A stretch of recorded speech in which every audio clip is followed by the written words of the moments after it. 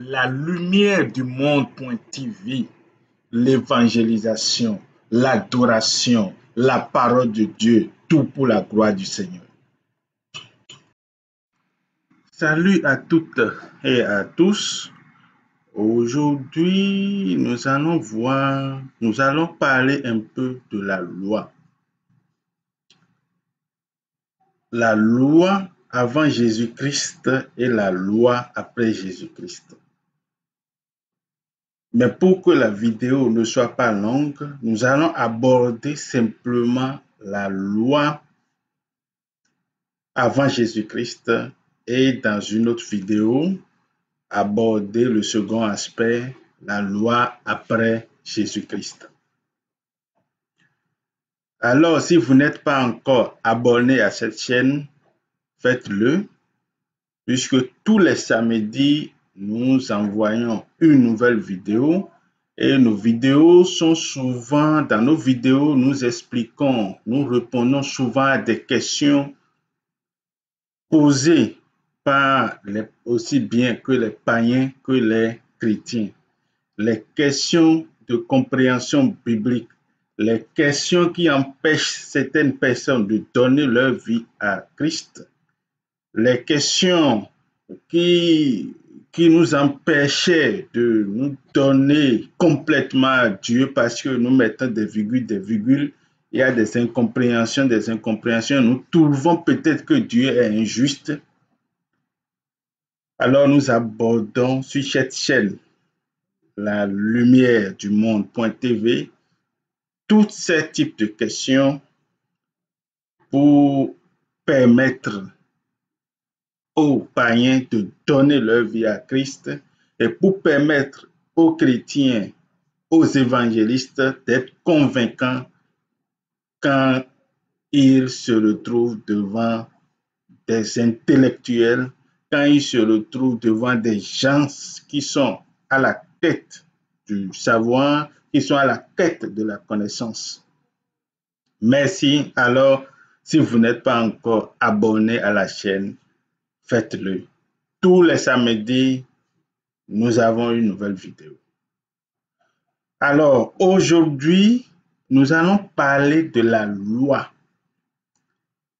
La loi avant Jésus-Christ. Parce que nous savons que avant Jésus-Christ, il y avait la loi et les gens adoraient Dieu d'une certaine manière. Et après Jésus-Christ, la loi est devenue quoi? Quelle est la nouvelle manière d'adorer Dieu?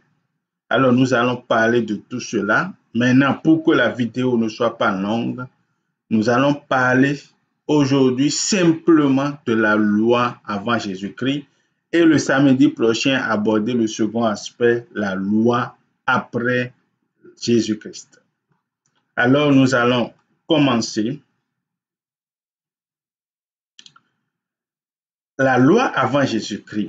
Avant Jésus-Christ, la loi ne nous a pas sauvés du péché, mais elle nous a fait connaître le péché et les punitions qui y vont avec.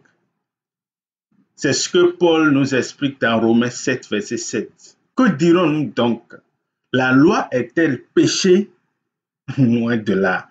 Mais je n'ai connu le péché que par la loi, car je n'aurais pas connu la convoitise si la loi nous dit tu ne convoiteras point. Le but de la loi n'est pas de nous sauver, mais de nous punir. Ainsi, avant Jésus-Christ, personne n'arrivait à obéir à la loi. Même les docteurs de la loi en sont incapables. Ils ont la volonté de faire le bien, mais ils n'arrivent pas. Malgré les multiples efforts, ils n'arrivent pas. Il manquait donc quelque chose à la loi. La loi à elle seule ne suffit donc pas pour nous sauver. Si nous nous accrochons uniquement à la loi, nous ne serions jamais justifiés. Galates 5, verset 4 à 5. Vous qui cherchez à être déclaré juste par Dieu, en accomplissant la loi, vous êtes séparés de Christ. Vous n'êtes plus sous le régime de la grâce. Quant à nous, notre expérience est d'être déclaré juste devant Dieu au moyen de la foi.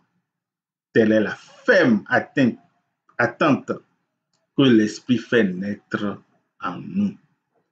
Alors, la loi après Jésus-Christ, avant Jésus-Christ plutôt, ne nous a pas permis d'être sauvés,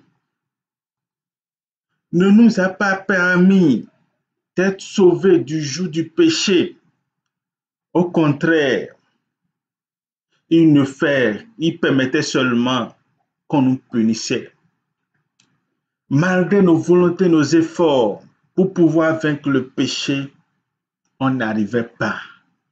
Et chaque fois qu'on tombe dans le péché, c'est des punitions de gauche à droite.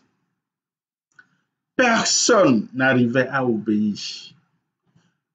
Alors que tout le monde en a envie, tout le monde voulait changer de vie. Mais malgré les multiples efforts, on n'arrivait pas. Il manque donc quelque chose à cette loi.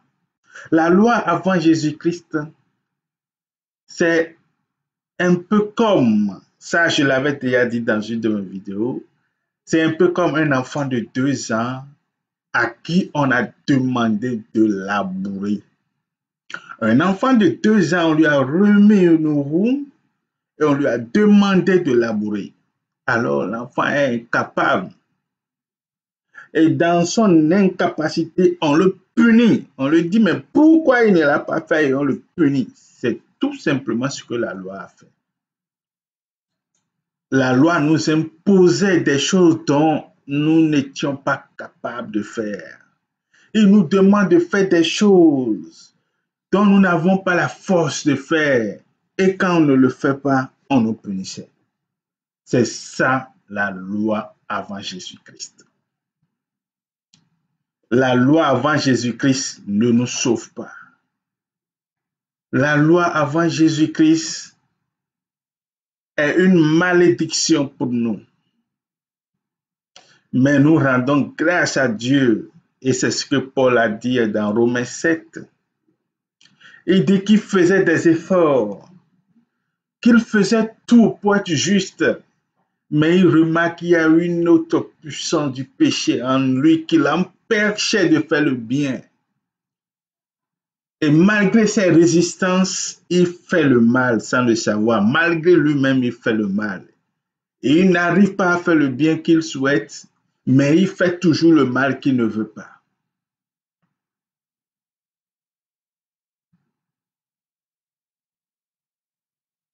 Alors, la loi, elle est donc insuffisante. Elle ne permet pas de sauver. Dans la vidéo, pour que la vidéo ne soit pas longue, comme on l'a dit tout à l'heure, nous allons s'arrêter là. Et dans la prochaine vidéo, le samedi prochain, nous allons aborder le second aspect, la loi après Jésus-Christ. Comment il faut se tenir pour plaire à Dieu? Qu'est-ce que Dieu veut réellement de nous? Alors merci, que l'Esprit de Dieu nous bénisse. Amen.